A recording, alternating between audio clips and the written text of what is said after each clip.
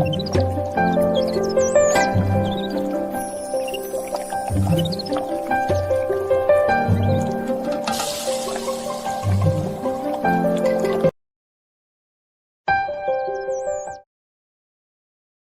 ఉన్నతమైన నామానికి మహిమ కలుగునుగాక. ప్రభునందు ప్రియమైన తోటి ఆత్మీయులైన మీ అందరికీ కూడా నా శుభాభివందనాలు తెలియజేస్తూ ఈరోజు దేవుని వాక్యాన్ని చదివి జాగ్రత్తగా విందాం. యోహాను రాసినటువంటి మొదటి పత్రిక 4వ అధ్యాయము 4వ వచనం.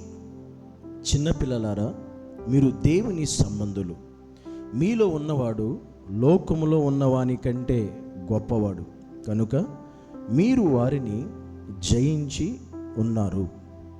ఈరోజు దేవుడు మనతో ఒక విషయాన్ని తెలియజేస్తున్నాడు. అదేంటంటే చిన్న పిల్లలరా, అంటే దేవుడికి మనం ఎప్పుడు కూడా చిన్న పిల్లలమే ఆయన దృష్టిలో అని అర్థం.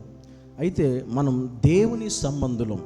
దేవుడు ఒక విషయాన్ని జ్ఞాపకం చేస్తూ, మనము ఎవరము అంటే మనం దేవుని సంబంధులం కనుక మీలో ఉన్నవాడు, అంటే మనలో ఉన్నటువంటి వాడు ఈ లోకములో ఉన్నవాని కంటే గొప్పవాడు గనక మీరు వానిని జయించున్నారు అన్నాడు. ఈ విషయం దేవుడు ఎవరి గురించి మాట్లాడుతున్నాడు, దేని గురించి మాట్లాడుతున్నాడంటే మనతో దేవుడు ఈ మాట చెబుతున్నాడు. ఎందుకంటే ఈరోజు మనం దేవుని సంబంధులం, క్రీస్తు సంబంధులం, లోక సంబంధులము కాదు, లోక విధానాల గుండా జీవించేటువంటి వారు అసలు కాదు.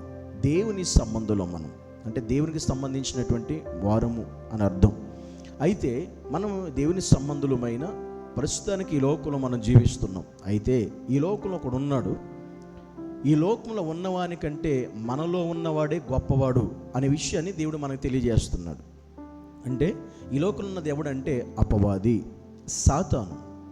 వాడు ఈ లోకంలో ఉన్నాడు. అయితే వాని కంటే ఎవరు గొప్పవాళ్ళు? అపవాది కంటే, సాతాను కంటే మనలో ఉన్నటువంటి వాడే గొప్పవాడు అనే విషయం. అందుకే మనం వాడిని జయించున్నాం. అంటే దేవుడు మనకు చెప్తున్న ఒక ప్రాముఖ్యమైన విషయం ఏంటంటే, సాతానుకు మీరు భయపడని అవసరం లేదు, సాతానుకు మీరు జడవని అవసరం లేదు, వాడికి మీరు బెదరని అవసరం లేదు. ఎందుకంటే వాని కంటే గొప్పవాడు మీలో ఉన్నాడు. నిజమే, ఈరోజు దేవుడు ధైర్యంతో మనతో మాట్లాడుతున్న ఒక విషయం.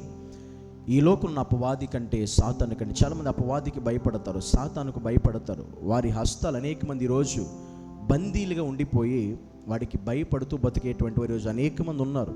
అనేక భయాలకు, అనేకమైన పరిస్థితులకి మధ్యలో చిక్కడిపోయి వాటితో వారు బంధించబడి అపవాదికి చెయ్యి ఇచ్చి, అపవాదికి వారి జీవితాన్ని అప్పగించి ఈరోజు అనేక మంది కూడా వారికి భయపడుతూ బతుకుతూ ఉన్నారు. అందుకే దేవుడు అంటాడు, నిజంగా మీరు దేవుని సంబంధులైనప్పుడు అపవాదికి భయపడిన అవసరం లేదు, సాతానుకు భయపడిన అవసరం లేదు. అపవాదిని, సాతాను కూడా మీరు జయించేటువంటి వారు, వారిని మీరు జయిస్తారు. అందుకే వారికి భయపడని అవసరం లేదు. పరిశుద్ధ గ్రంథంలో అనేక మంది భక్తులు అపవాదిని జయించారు. యోబు అపవాదిని జయించాడు, దానియేలు అపవాదిని జయించాడు. మనం చూస్తే అపోస్తలుడైన పౌలు అపవాదిని జయించాడు. వీళ్ళందరూ కూడా అపవాది వారి జీవితంలో పనిచేశాడు ఈ లోకంలో ఉన్నప్పుడు.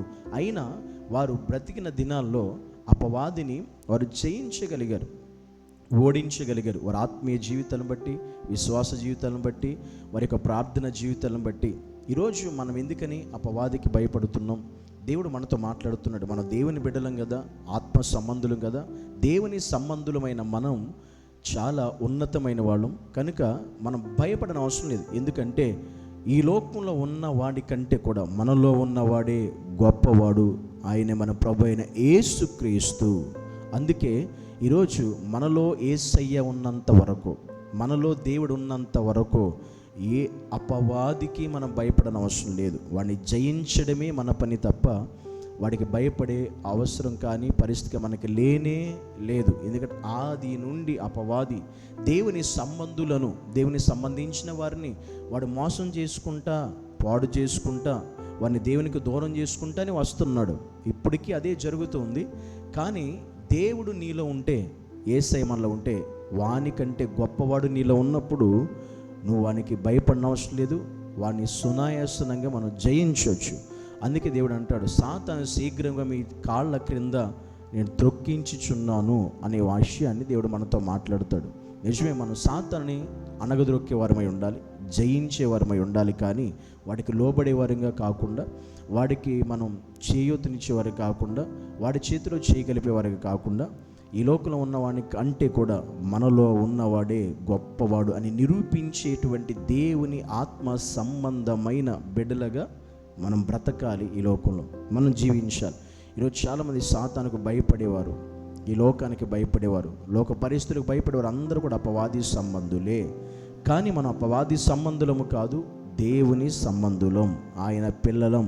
కనుక వాడికంటే మనలో ఉన్నటువంటి దేవుడే గొప్పవాడు. అందుకని ఇది నువ్వు గుర్తుపెట్టుకుంటే, నాలో ఉన్న దేవుడు గొప్పవాడు అనేది నీకు అర్థమైనప్పుడు, ఈ లోకంలో అపవాది ఏ పరిస్థితి నీకు కల్పించినా దానికి మనం భయపడే అవసరమే మనకు ఉండదు, దానికి మనం కృంగిపోయిన అవసరమే మనకు ఉండదు.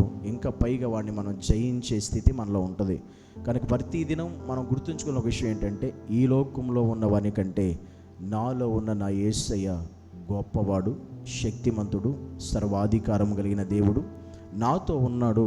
కనుక నేను ఏ పరిస్థితికి దేనికి భయపడని అవసరం లేదు అనే నిశ్చయత, విశ్వాసము, ఆత్మీయతలో మనం ముందు కొనసాగే క్రైస్తవులుగా, దేవుని సంబంధులుగా, దేవుని బిడ్డలుగా మనం ఉండాలి అనే ఈ విషయాన్ని ఈరోజు నీవు కూడా ఏదో ఒక విషయంలో భయపడుతున్నావేమో, భయపడకు. వానికంటే, నీకున్న సమస్య కంటే, నీకున్న పరిస్థితి కంటే, నువ్వు దేని చూసి భయపడుతున్నావో, దేని చూసుకుని దానికంటే నీలో ఉన్నవాడే గొప్పవాడు. ఆ సత్యం నువ్వు ఎరిగితే ఇంక నువ్వు దేనికి భయపడవు. కనుక మనలో ఉన్న దేవుడు గొప్పవాడు కనుక, ఆ గొప్పవాడిని మనం కలిగి ఉన్నాం కనుక ధైర్యంగా దేవునిలో మనం బ్రతికే కృప దేవుడు మనకు అనుగ్రహించాడు. నీవు కూడా అలా జీవించాలని దేవుడు ఈరోజు నీతో ఈ మాట మాట్లాడుతున్నాడు. ప్రార్థన చేసుకుందాం. పరిశుద్ధుడా యేసయ్యా, నీకు వందనాలు. నీ సన్నిధిలో నిజమే ప్రభు, ఈరోజు అనేక మంది అపవాదికి భయపడేవారు, సాతానుకు తల వంచేవారు అనేక మంది ఉన్నారు.